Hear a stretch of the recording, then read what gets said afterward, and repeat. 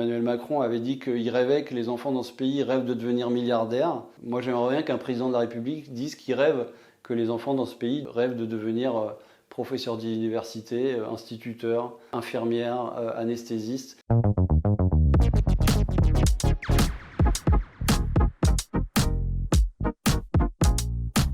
Alors ce livre, il a été écrit sur le constat que depuis des années, le système de santé se dégrade, qu'on a l'impression que qu'on n'a pas de débat démocratique sur ce sujet. Pourtant, il y a beaucoup de gens qui sont concernés par le système de santé, mais aussi par ce système solidaire qui est issu du Conseil national de la résistance. Et on pense que si on veut garder notre système de soins solidaire, il va falloir que les citoyens s'en occupent. Et donc l'objectif de ce livre, c'est de donner des éléments aux non-initiés pour essayer de comprendre comment marche le système de santé, quelles sont les forces en présence et puis quelles solutions on peut proposer pour revenir à un système solidaire.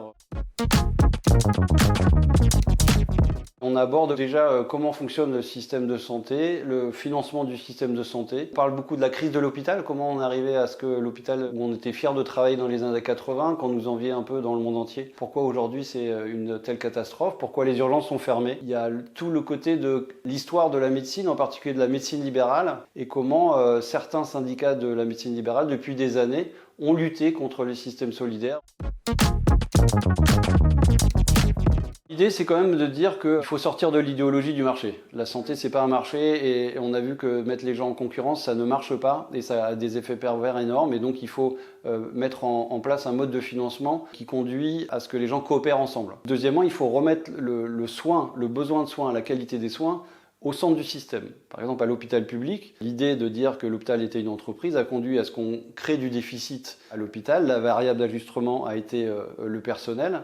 Et donc, les gens aujourd'hui ont l'impression de mal travailler à l'hôpital. Et donc, l'idée, c'est de dire on a besoin d'un nombre fixe de personnel pour pouvoir bien travailler. Une autre chose qui est importante, c'est de revenir au territoire. Et donc, il faut considérer que quand on est un soignant, quel que soit notre métier, on a des droits et des devoirs et que sur un territoire, il faut arriver à ce que tout le monde ait accès aux soins. S'il n'y a pas assez de personnes, il faut que l'État prenne la main et crée des centres de santé, qu'on fasse venir des gens, que ce soit du public, du libéral. On est en train de monter les médecins de ville contre les médecins des hôpitaux. Il faut dire les choses clairement. Il y a des médecins généralistes qui travaillent en secteur 1 dans les déserts médicaux et ceux-là, ils font du service public. Il faut que l'hôpital travaille avec la ville. On peut dire aux citoyens qu'à chaque fois qu'on met des soins qui sont déremboursés par la Sécu et qui vont vers les mutuelles ou les complémentaires, finalement, ça leur coûte beaucoup plus cher. Une des solutions que nous on propose, c'est de passer au 100% sécurité sociale. Quand on donne 100 € à la sécurité sociale, il n'y a que 3 € qui vont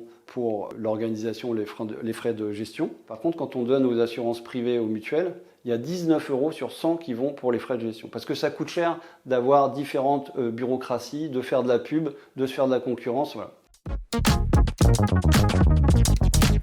C'est une ministre dont le nom est très peu connu de la population, donc on n'a pas l'impression qu'on ait mis un poids lourd à la santé. Le premier message en arrivant, c'est de dire qu'il va falloir mieux utiliser l'argent. C'est compliqué à partir du moment où il y a 60% des hôpitaux publics qui sont en déficit. Malheureusement, je crains que ce gouvernement qui est fragile politiquement ne propose pas de choses fondamentales. C'est un collectif de soignants de l'hôpital public et d'usagers qui s'est constitué en 2019, au moment où on a vu que de nouveau il y allait avoir un plan de financement de la sécurité sociale qui nous promettait du sang et des larmes. On s'est créé autour de 4 demandes. La première, c'est d'arrêter de fermer des lits. La deuxième, c'est de dire qu'il faut sortir de la tarification à l'activité comme mode de financement principal de l'hôpital. On a vu que ça a des effets pervers. On a demandé à ce que les salaires des paramédicaux soient réaugmentés rapidement pour revenir dans la moyenne de l'OCDE. Et puis on veut qu'il y ait un changement dans la gestion de l'hôpital, dans ce qu'on appelle la gouvernance. Et on pense qu'au lieu qu'il y ait un chef, directeur hospitalier technocrate qui dirige tout, il faut qu'on arrive à une espèce de démocratie sanitaire. Il faut que les soignants soient représentés dans les décisions. J'ai toujours été militant, plutôt à gauche, et j'étais pas du tout attiré par le fait de m'impliquer pour les docteurs, en gros. Voilà, moi je considère que quand on est docteur, on est plutôt privilégié. Mais par contre, le fait que l'hôpital public et notre système de santé soient en train de se déliter, c'est un problème démocratique très important. Et je crois vraiment qu'on a besoin de faire passer à la population que notre système solidaire, qui fait que tout le monde est soigné, on ne laisse pas des gens mourir parce qu'ils n'ont pas d'argent. C'est une exception dans le monde et dans l'histoire de l'humanité, et on ne peut pas laisser le système se faire attaquer comme ça sans le combattre. Le service public, pour moi, c'est quelque chose de très important dans notre organisation collective. Moi, je ne me voyais pas avoir des rapports d'argent avec mes patients. Emmanuel Macron avait dit qu'il rêvait que les enfants dans ce pays rêvent de devenir milliardaires. Moi, j'aimerais bien qu'un président de la République dise qu'il rêve que les enfants dans ce pays rêvent de devenir professeurs d'université, instituteurs, infirmières, anesthésistes. La situation est tellement grave qu'on ne peut pas rentrer dans des luttes comme ça. Il faut que chacun se demande comment on va faire pour améliorer le système et sortons de nos vieux schémas. L'heure est grave, donc le temps est à la discussion, à la confrontation d'idées. Discutons, faisons de la politique, c'est important de faire de la politique et c'est noble.